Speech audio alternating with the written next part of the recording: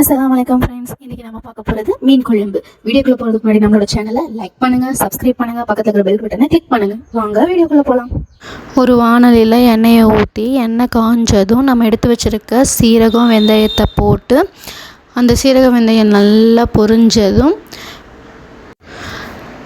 கருவேப்பிலை வரமிளகா எல்லாத்தையும் போட்டு அதையும் நல்லா வதக்கிக்கலாம். அதுக்கப்புறம் நம்ம எடுத்து வச்சுருக்க வெங்காயத்தையும் அதில் சேர்த்து அதையும் நல்லா பொன்னிறமாக வதக்கிட்டு அதோடைய 2 பல் பூண்டையும் சேர்த்து நல்லா வதக்கிக்கலாம்.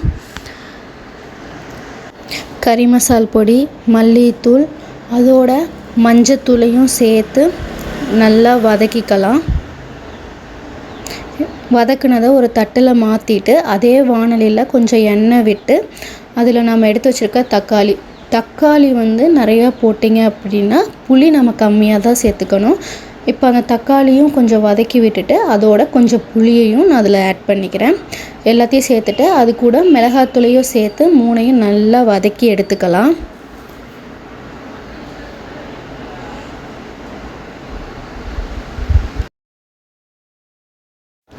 மிக்ஸி ஜார் ஒன்று எடுத்து அதில் நம்ம துருவி வச்சுருக்க தேங்காய் துருவலை சேர்த்துட்டு வதக்கி வச்சுருக்க அந்த வெங்காயத்தையும் நம்ம அதில் சேர்த்து நல்ல மைய பேஸ்ட்டும் பதத்துக்கு நம்ம நல்லா அரைச்சி எடுத்துக்கலாம். வதக்கி வச்சுருக்க தக்காளியையும் அதில் சேர்த்து அதையும் நல்லா மைய அரைச்சி பேஸ்ட் பதத்துக்கு நம்ம நல்லா அரைச்சிக்கிறோம். தேவையான அளவுக்கு நீங்கள் தண்ணி விட்டு கொஞ்சம் அரைச்சிக்கலாம். இப்போ நம்ம குழம்பு தாளிக்கிறதுக்காக ஒரு வாணலியில் எண்ணெய் ஊற்றி எண்ணெய் காஞ்சதும் அதில் கடுகு உளுந்தம்பருப்பையும் சேர்த்து அந்த கடுகு உளுந்தம்பருப்பு நல்லா படப்படன்னு பொரிஞ்சதும் அதில் வெங்காயம் கருவேப்பிலையும் சேர்ந்து படப்படன்னு தாளித்து எடுத்து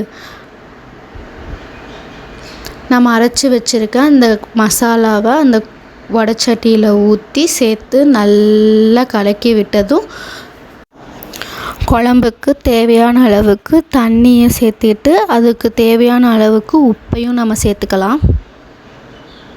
கொதி வர வரைக்கும் நம்ம வெயிட் பண்ணிவிட்டு கொதி வந்ததுக்கப்புறம் நம்ம எடுத்து வச்சுருக்க மீன் ஒவ்வொன்றையும் சேர்த்துக்கலாம். நான் மீன் மண்டையை தான் சேர்த்துருக்கேன். நீங்கள் மீன் இருந்தால் மீனை சேர்த்துக்கலாம். மீன் மண்டையை போட்டதுக்கப்புறம் நம்ம மீன் குழம்பு சூப்பராக வெந்திருக்கு. இந்த அளவுக்கு வெந்ததுக்கப்புறம் கொத்தமல்லி தலையை பரபரன்னு தூவி ரெடியாக இருக்குது நம்ம மீன் குழம்பு. வாங்க சாப்பிடலாம்.